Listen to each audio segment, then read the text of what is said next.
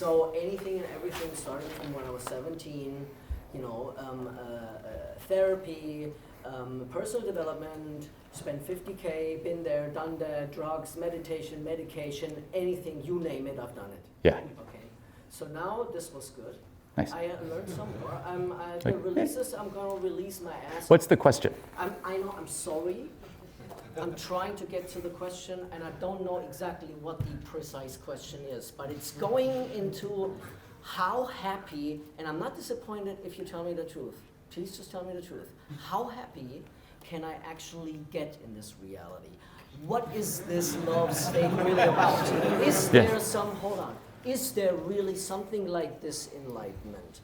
Because everything I got from this so far is stay with love talk about enlightenment. and take action. And that's just focusing on me and my art and my music. Yeah. And I'm gonna regardless, love me or hate me, I don't give a shit, okay? But that's just me. But the disillusion in this world, that's not gonna change. And that's not coming back, trust me, okay? So anything you can tell me, I can handle it, okay? But I'm probably not gonna see you again, because I'm not gonna spend any more money on fucking courses, and I'm not going to therapy either, and I'm not doing any meditation shit and seminars either. Okay. A lot of anger in there, little guy. Holy shit. Well, it's a long fucking journey, bro. I know you don't want to let go anymore, but that's what to fucking let go, man. Am I talking to you or trauma energy, man? So what if it's 50K? So what if it takes more time? I don't give a shit about money or design. You do. Be honest with yourself, man. You just said you're so pissed it took so long. You're so triggered, you hate meditation, you hate all this. Stop living in denial. I don't think it's getting me to enlightenment or love. Yes. A part of you thinks so. Otherwise you wouldn't be here. Tune into that part. It's like people in apathy. It's like, I'm in apathy. It's like, no. If you were in apathy, you wouldn't be here. There's still a part of you that believes. Yes. Tune into that and say fuck up to the other part of you. Let go of the past. Let go of being run by that. Don't make that your little victim identity of this little self-help guy who spent 50K. That's like saying someone like, Julien, this works, but in my childhood, this thing happened to me. Oh, and this thing happened to me in my childhood. Remember that one thing that happened to me in my childhood? It's like, fuck that shit. Let go of it. You've created this whole identity of this victim complex who spent 50K on self-help and who's really bitter. You're like this bitter old man. Let go of it. Forgive yourself for it and learn to love yourself. Guess what? Does that require more meditation? Fuck yes. You can do it, or you can keep being bitter. When you do, though, and that's what you said with the whole happiness enlightenment, things change like crazy. But don't let anyone sell you in this idea of enlightenment is this whole extra universal state where it's like you're floating on clouds. No. Do you still have bad days when you're enlightened? Yes. Do you still get angry when you're enlightened? Yes. Do you still feel afraid? Do you still feel stressed? Yes. And that's good. However, your relationship with everything changes. So think of it like, say feeling sad. Anyone, do you like feeling sad? Do you like feeling sad? No. Okay. So think of it like that. Your relationship with sadness right now is you hate sadness. So when you feel sad, you hate feeling sad, and you hate yourself for feeling sad. Does that make you feel better? Worse. Worse. And then you hate feeling worse. So then you hate feeling worse, and you hate yourself for feeling worse. And then you hate yourself for hating yourself for feeling worse. Right?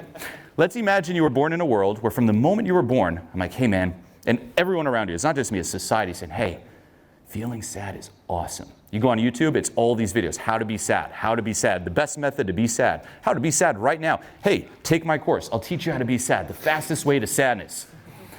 And your whole life you've been conditioned this way. What would happen as soon as you started feeling sad?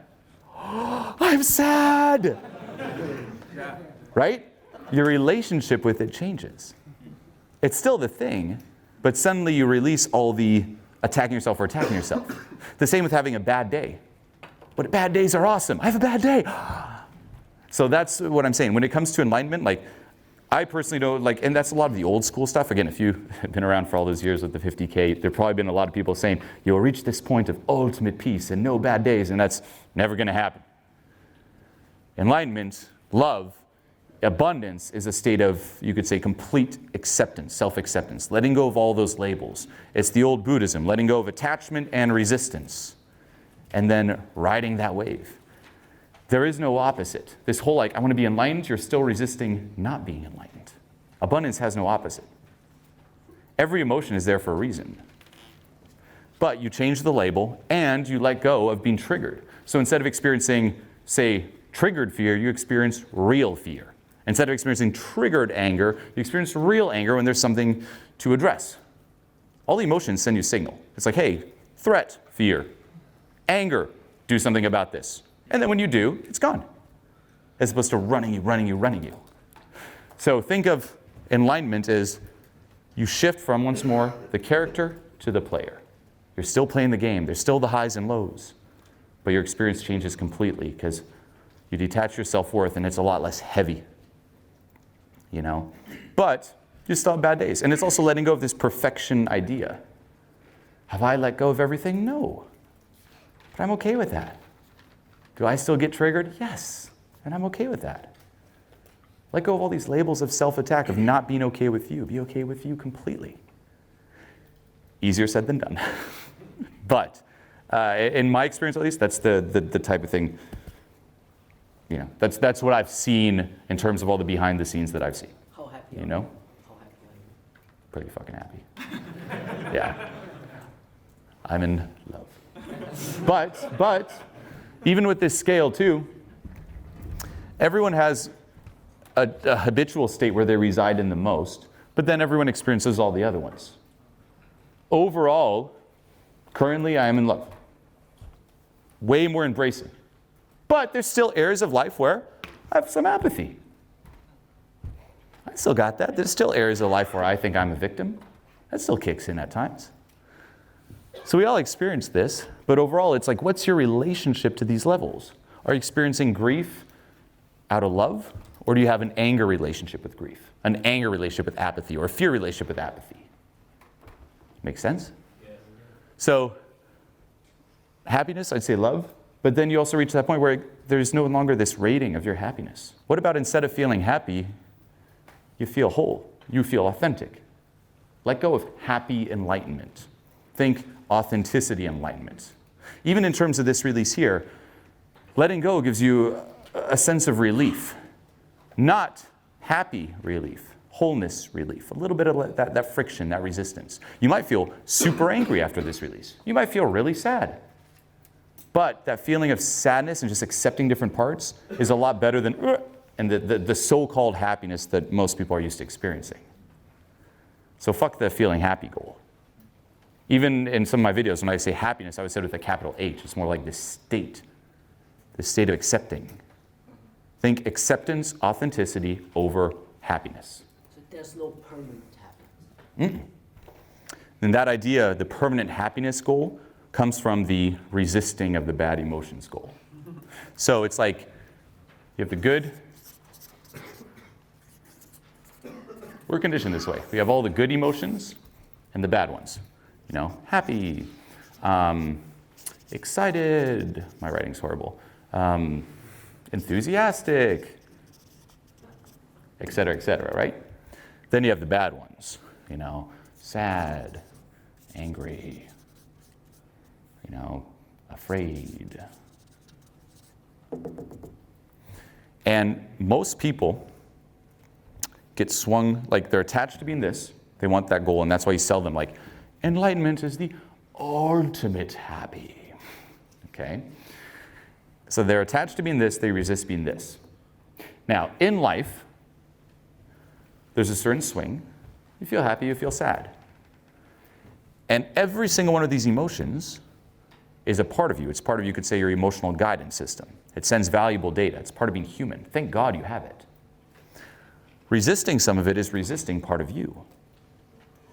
So what happens is you feel happy, you're like, yay, and then you feel sad, oh, happy, yay, oh. So it's like happy, sad, good, bad, good, bad, good, bad. And then that's massive suffering. It's a lot of pain. Now, what someone in terms of feeling apathy does is they're like, you know what? Screw this shit. I'm enough with the pain. I'd rather just not feel. If I give up on trying to feel happy, sure I won't feel happy, but at least I won't feel that. So they resist it all and they go down into apathy.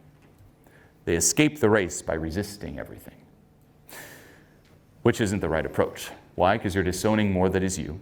It's a very draining state because you still actually feel all these things, but you're spending all your energy resisting it. It's a massive state of denial, and because you're so disconnected from your emotional guidance system, you feel very lost within. You don't know what you want to do. You're just kind of like, I'm here. Now, does it mean to be stuck in the middle, swung back and forth? No. You must escape this. But here's the catch. It's not by resisting it. It's by embracing it. By embracing it, you move up in terms of enlightenment. It's by letting go of only wanting to feel this, the attachment to this, and the resistance of this. Now, what our mind will tell us is, that's not true. If I stop resisting feeling sad, all I'm going to feel is sad. But that's not true. By embracing it all, once more, it's like, imagine you felt great feeling sad. When the emotion kicked in, you're like, I'm sad. And you'd be good. It's like this whole idea of state, even. Have you guys heard of this in Gauss state? You know, it's like, you could say state is, I'm up here. We all had it. Like, you might be out socializing, you just get in a flow, and you just feel good, like everything's clicking, right? So, this is where you want to be. This is state. And when you feel state, there's a click. This equals this, and you're like, boom, soaring. But then some nights you go out, and you feel down here. And there's not the equal anymore. You're like, no. But what about this? Remember this. As soon as you can feel good being out of state, you're in state. Because state isn't about being up here. State is about the equal. If you're down here and you felt okay being down here, you reach the same equal. So as this changes, as what you feel changes, just keep being okay with it, creating the equal. And life gets fucking fly. Thank you. Yeah, of course. No, it's a really good question. Brought up a lot. I like it. Yeah, but trust me, what I'll say is there is a way out, but it's not a pleasant one, and it'll come from embracing a lot more. Usually, the progress is you go from apathy. There tends to be a lot of grief to dive into, and a lot of anger and forgiveness. And that's what I'll also say with the help you hurt you of this. Not only on a bigger scale, like can you fall into like different traps, but even in terms of what you focus on, depending on what level you're at. So, someone in apathy, they just don't feel. Just feeling a bit of grief or even feeling like you're a victim is extremely powerful because you move up. However, once you're in grief and there's a lot of victimhood, it's not yet necessarily time to focus on forgiveness massively. Because in this state of grief, it's kind of like being a victim's the guilty pleasure. You might be someone who like cries a lot, and the forgiveness will just fuel that crying. Instead, you need to move up to fear, and in anger, then you focus on forgiveness. So there's different tools for each paradigm. Okay? So yeah, that's just, an extra point. But no, remember this. It's like, embrace your way through this. Also accept the nature of reality. There's a lot of pain. The same with the emotions. Like we are all those emotions, so there's pain when we resist them. The same with reality. There's ups and downs. Nothing is permanent. If you try to make things permanent, or you're hooked on reality being a certain way, which it isn't, then there's pain. If you're hooked on a reality where it's like, I'm always happy, but that's not true, there's always pain. And then you could even say that your pain is completely ridiculous because that reality doesn't exist. It's the same as me saying, you know what? There should be a reality where unicorns are falling out of the sky like rain. And every day it doesn't happen, I'm like pissed off about it. That's what we do. There's a reality where enlightenment exists and I'm happy all the time. That's impossible. That's not human. It's not real. And then we're all sad and we hate life when that doesn't exist. That's like me saying, everyone, I just hate life. What's the point? What's the point of even living if it's not raining unicorns? No? Can you tell me if there's a reality where we can reach this point where the unicorns finally fall out of the sky like rain? Drugs. Someone's like, yes, there is. Drugs. So a lot of this work, too, is realigning yourself with what is. It's like, embrace the ups and downs. Trying to avoid the ups and downs is worshiping the false god of control. Just be authentic and real, but by doing that, I would totally hurt my mom's feelings because she's really religious. For example, if she knew that I'm not a virgin anymore, her worldview just cracked down. And sure, like if I would say to tell her then, yeah, I'm not a virgin anymore, I would feel better because I have no mask anymore. Yeah. But she would be like, feel miserable, so I'm stuck. So there's a subtle point with that. I like this. So I'll take one example and then I'll get to yours. Yeah. Here's a common example when it comes to taking action and making things right. Say there's someone you hurt in the past. For whatever reason, you made a mistake. And right now you realize, I got to do something about it. If there is something you can do about it to make things better, you got to do it. Otherwise, every day you wake up, you know you're not doing it, and that guilt's just going to be there. And it should be there until you do something about it. However, in terms of doing something about it, then it gets very subtle. Say that person moved on, right? And then you're like, well, that thing happened years ago. I'm going to go tell them. But you telling them now just ruins their life because they moved on. Then that's not making things better. That's making things worse. So then it comes down to processing it on your end. Do the thing to make things better. Don't do it selfishly for you.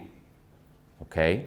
Now, in terms of your mom, though, you got to ask yourself, like, is it like, first of all, do you have to tell her that?